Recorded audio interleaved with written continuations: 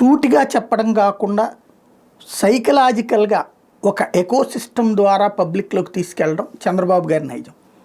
ఇప్పుడు చూడండి, అంటే దాన్ని కాపాడుకొచ్చేటటువంటి స్టైల్ కూడా. ఇప్పుడు నేను చంద్రబాబు గారు చెప్పుకొచ్చింది ఏంటి,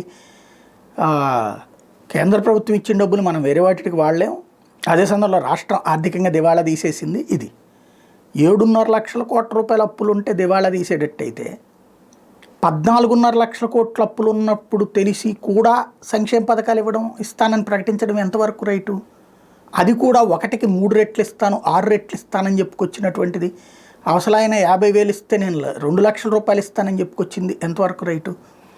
పేదవాడి జీవితంతో ముడిపడి ఉన్నటువంటి అంశం. పేదవాడి పిల్లలు వాళ్ళ స్కూళ్ళకి వెళ్ళి చదువుతున్నారు ప్రైవేట్ స్కూళ్ళల్లో అంటే అమ్మఒడి. ఇప్పుడు అది తీసే ఒక్కళ్ళకి ఇస్తే ఎట్లాగా అని చెప్పినటువంటి నుంచి ఎంతమంది ఉన్నా సరే అంతమందికి ఇస్తానని చెప్పేటటువంటి కాన్సెప్ట్ ఏంటి? అది చివరికి ఆపేస్తామంటే ఏంటి?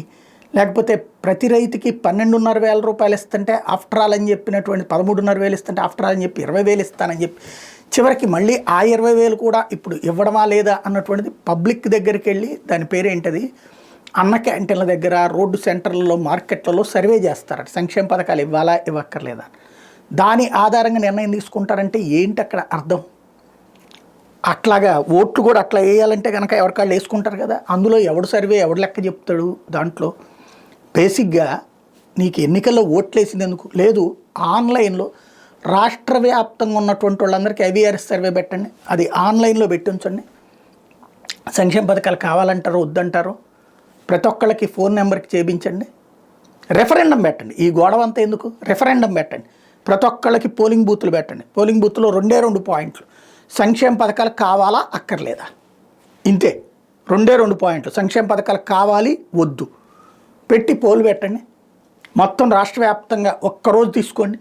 అంతేగాని ఎవడో ప్రైవేట్ సంస్థలో మనం గవర్నమెంట్ డబ్బులు ఇస్తే గవర్నమెంట్ డబ్బులతో చేసేటటువంటి వాడు ఏం చెప్తాడు? గవర్నమెంట్ ఏం కోరుకుంటే అది చెప్తాడు వద్దని. ఇప్పుడు అదేదో సంతృప్తి అంట, 78% ఇసుకలో సంతృప్తి చెందుతున్నారట, పెన్షన్లో 91% సంతృప్తి చెందారు. ఇదివరకు 99.5% సంతృప్తి చెందారు.